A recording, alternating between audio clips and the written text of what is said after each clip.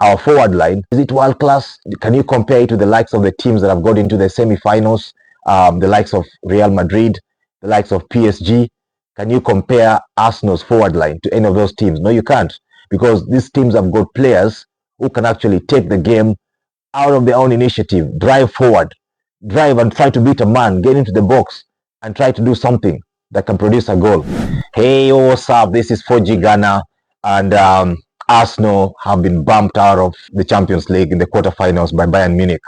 Well, there is no shame in losing to Bayern Munich, especially if it's not a 5-1 walloping like we used to getting from Bayern Munich in the previous years, in the Wenger era.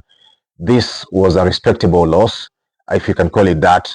But still, sometimes you want to see more intent in your team. I thought the players today did not show enough ambition to go and win this game, and that is something I've seen from Arsenal in the recent games, even the one we played against Aston Villa, where if you find a team that is well disciplined, that lays a mid block, a low block, that prevents you from playing between the lines, preventing you from penetrating into the box, then Arsenal seem to be a bit clueless in terms of showing ambition, enough ambition to go on an attacking that can actually result in a win. I saw in the first half, the defenders were passing to each other, lots of passes going to the wing, coming back to the defenders again, recycling, going back to the keeper, back to the defenders. And you're thinking, when are you going to try to do something different? You know, put the ball over the top, try to get someone who's making a run. You know, even the forward players now stop making runs because they are sure that there is no ball coming from midfield or from the back over the top. Very predictable, really, sometimes. But by and large, we managed to contain Bayern Munich in that first half. I think the only shot they had on target was from Musiala. We managed to have a shot on target from Martinelli, whom I thought should have done better with that shot that he got on target. Also, we had a shot, I think, from Odegaard as well. But by and large, the first half, we looked like we were actually containing Bayern Munich. And I was beginning to fancy going maybe into extra time and into penalties, because we didn't really look like we were going to score a goal of our own. So I thought we were going to go into penalties. But second half, Bayern Munich came back. They were stronger. They showed more intent, and they got their goal. It was Guerrero, I think, went on the wing, and White should have closed him enough to prevent him from getting that cross so comfortably in. And once it came to the box, our players went missing, really. A lapse of concentration. I think Martinelli should have picked Kimmich. Kimmich came into the box and scored a clear header, really. Rice and Tomiyasu were sort of looking at each other with Martinelli and wondering, how did this happen? It was those margins, small margins, as Arteta explained after the game, small margins like that where a player loses concentration and the whole game is lost at that moment. Because after that, really, we didn't look like scoring. Did you actually see when the cameras were closing in on Tuchel's face, especially in the second half, once they scored their goal? Every time the cameras were closing in on his face, I thought this guy was smirking. I thought there was a faint smile just forming on his face, almost like he wants to burst, almost like he wants to, he knew for sure that Arsenal were not coming back from this. Having scored their goal, we didn't look like scoring at any given time. And anytime Arsenal were trying to make a run forward and they lost the ball, he had this smug smile on his face, like, yeah, we've got them. We've done a number on them. They're not coming back from this one. Maybe it was just me, but I think there's something there. There's something there that Arsenal are actually at a point where opponents think that once they've scored, we cannot cause them much trouble. We can have the ball all we want. We keep having these small passes at the back that are not effective. We don't actually show that penetrative intent where we're actually taking the game and trying to win it, trying to do everything. How many times have you seen our wingers making those driving runs, trying to beat their man, trying to beat the opponent, trying to get into the box and score a goal? I mean, I've seen at City, Doku doing that multiple times, where you can see that intent of him trying to drive into the box and win something, pass or score or get a penalty. We need to have more of that. I mean, we could have had the whole day playing that game the whole night, but I didn't see us getting a chance to score from anywhere. And that has been a recurring story in this Arsenal team in the recent times, because we don't have players who show enough individual initiative to take the game by the scruff of the neck and try to get into the box and score a goal. I've not seen that one lately, especially because we lack that caliber of players. I think Our forward line, is it world class? Can you compare it to the likes of the teams that have got into the semi-finals? The likes of Real Madrid, the likes of PSG. Can you compare Arsenal's forward line to any of those teams? No, you can't, because these teams have got players who can actually take the game out of their own initiative, drive forward, drive and try to beat a man, get into the box and try to do something that can produce a goal. Arsenal sometimes, I think Arsenal, the way we are coached by Arteta, we are coached as a collective. When the team clicks, then we score a lot of goals, like we did in the early part of the year, between January and March. We were scoring a lot of goals. You know, our fans were going to away stadiums and singing. Stadiums are empty everywhere we go. But right now, in the last, especially in April, coming this way, we've actually not scored as many goals as we've been doing since the beginning of the year. And I think it's because our collective is not working as well as it used to do. So we need a moment like this. We need individual players to show individual brilliance and actually win games out of their own initiative. Do we see that? I don't see any player in the Arsenal squad right now who can actually affect a game out of their own initiative. Um, Maybe Saka can do it sometimes. He does score from the wing. He does dribble into the box and score. Trossard sometimes can do it.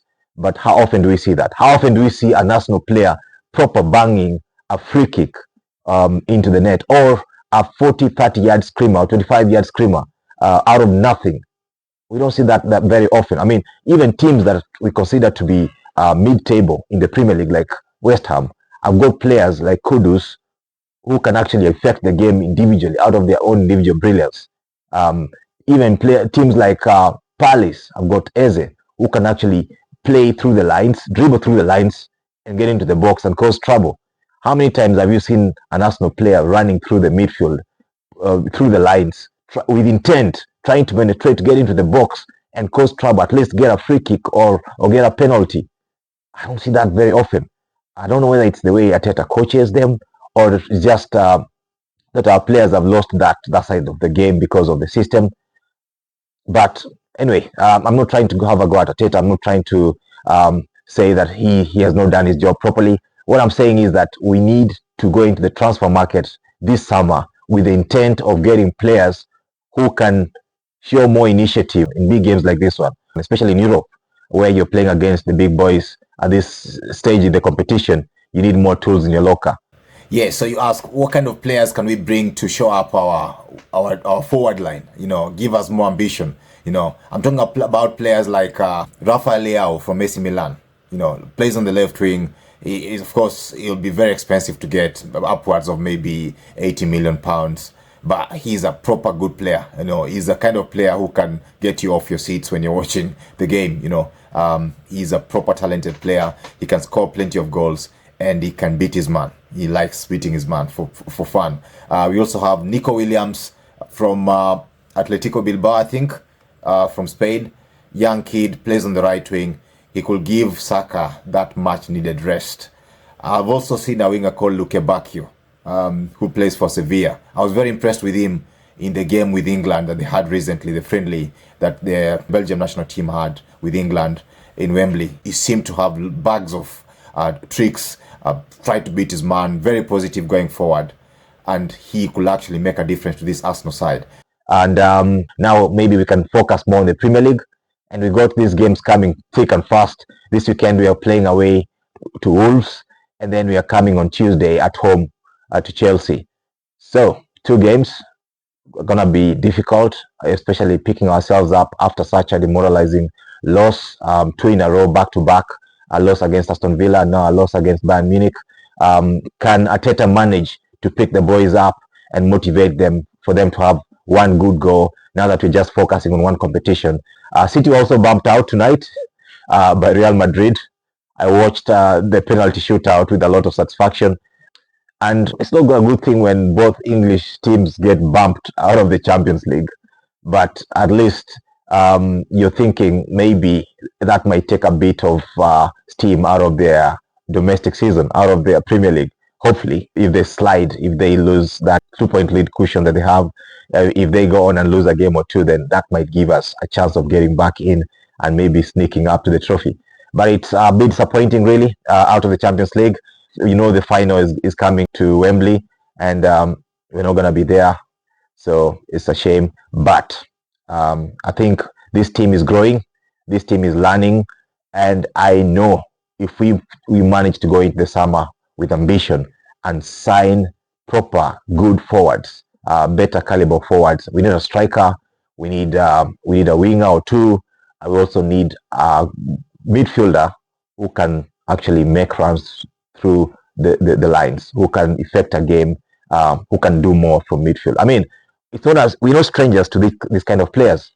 We've had players like Ramsey who could actually score a lot of goals from midfield. We had Sanchez who could literally take the game by himself and drive forward.